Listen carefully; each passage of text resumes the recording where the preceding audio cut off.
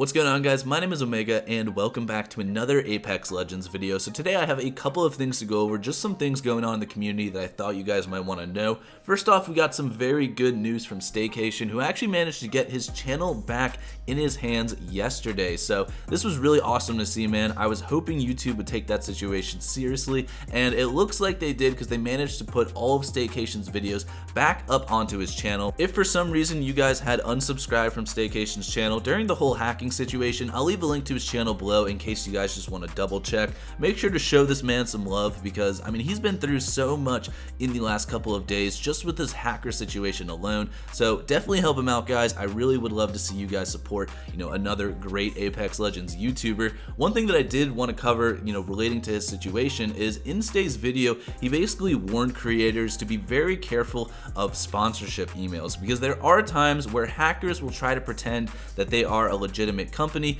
asking you to review one of their products or apps that you would download and then pay you a significant amount of money. So I want to add on to this because a good way to tell whether a company is legit or not is to, one, just Google search them, see what comes up, and another way is to always ask and see what kind of videos other creators have made for those companies. Just because if other YouTubers have made videos on it, then most likely they weren't just randomly hacked afterwards. It's always good to have more communication with these companies before you straight up download something that they have attached in their email. Now, this is more of some breaking news coming from the Apex Legends Twitter, who just made a tweet saying, announcing Apex Legends Pathfinder's quest. From the writers of Apex, explore the world through the eyes of Pathfinder as he chronicles his journey to interview his fellow legends in hopes of locating his creator. So this is apparently like a hardcover art style lore book that is basically going to tell us where Pathfinder came from, as well as potentially who actually created him, which, if you guys are a fan of Pathfinder lore,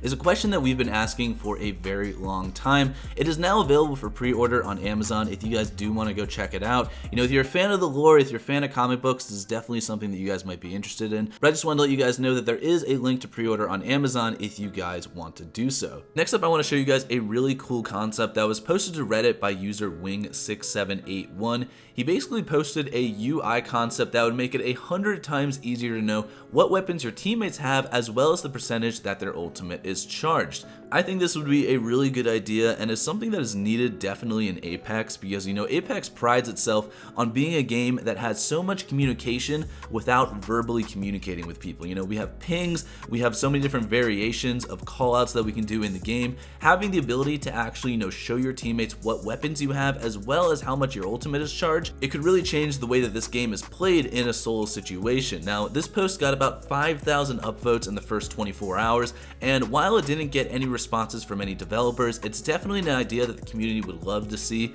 and personally I think it's something that would make an awesome addition to Apex Legends. We definitely need more good quality of life updates in this game. Moving on though, we have another concept kind of coming from Reddit. This is for Apex Legends Throwback weekends. This is one of the most upvoted posts that the Apex Legends subreddit has gotten in a very long time. The idea came from Nizzy De Niro, who basically called it Throwback Weekends, a weekend where a previous iteration of a map is in rotation all weekend long. Again, this post didn't get any responses from developers, but like I mentioned, it received almost 20,000 upvotes in the first couple of days, which obviously means it's something that the community would definitely be on board for. And personally, I would love to play on the older versions of Kings Canyon, World's Edge, before all of the color changes and before we had all of the map changes. There's so many different iterations of Apex maps that would be really cool to just have a weekend filled with people playing that one specific map. Let me know down in the comments below what your guys' favorite version of either Kings Canyon or World's Edge is.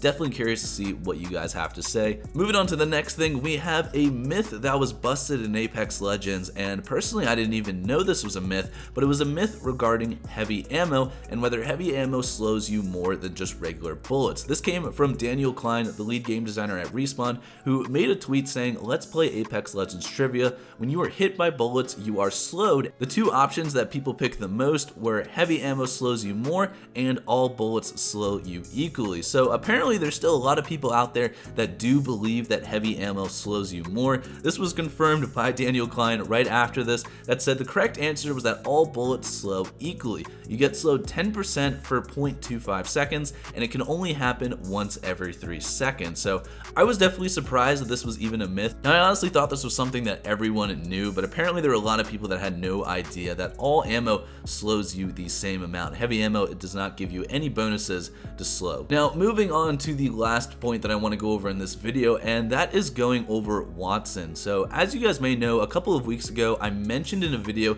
that many players were asking to give Wattson a buff or, some kind of rework to her abilities. The post was basically saying how Wattson is useless at all level of play besides competitive due to the fact that her fences are so easy to destroy and don't really pose as much of a threat anymore compared to caustic traps. Now, the part that I didn't actually cover on this story is a response that this post got from Daniel Klein, who wrote a couple of paragraphs on why Wattson probably won't see any big changes in the near future. The first point that he made to this argument was that Wattson was still played in about 50 to 60% of every team from the ALGS Grand Finals, specifically the North American competitive games. He also said, not saying that she shouldn't be buffed in normal play, but let's please base our assessments on reality. She is still dominant in pro play.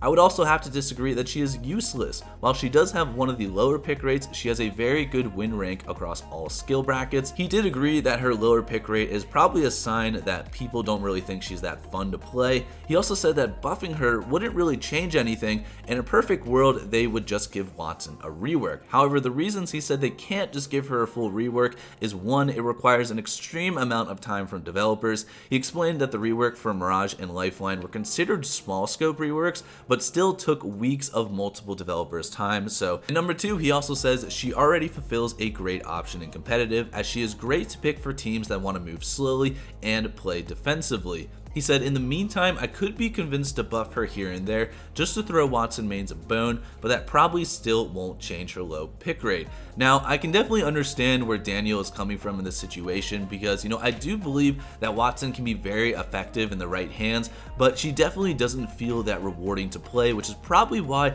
most casual players don't even bother to pick her. She's a character that you really need to have good communication with your team with, and it's another reason why I think she's still so strong in the competitive scene, because you have players that know exactly how each other play, you have communication going on because everyone's talking to each other, and it's much different compared to a casual player's experience, especially in solo games when you're kind of just playing a ranked or a casual game and not really doing much verbal communication, which is what I think Wattson really requires to make her good. Now, let me know what you guys think, obviously, down in the comments below. Even if you guys disagree with that, I would love to hear what your guys' opinions are. But anyways, thank you guys for checking out today's video. If you enjoyed, make sure to drop a like, subscribe to the channel for more Apex Legends videos, and I will see you guys all next time. Have a great day. Peace out.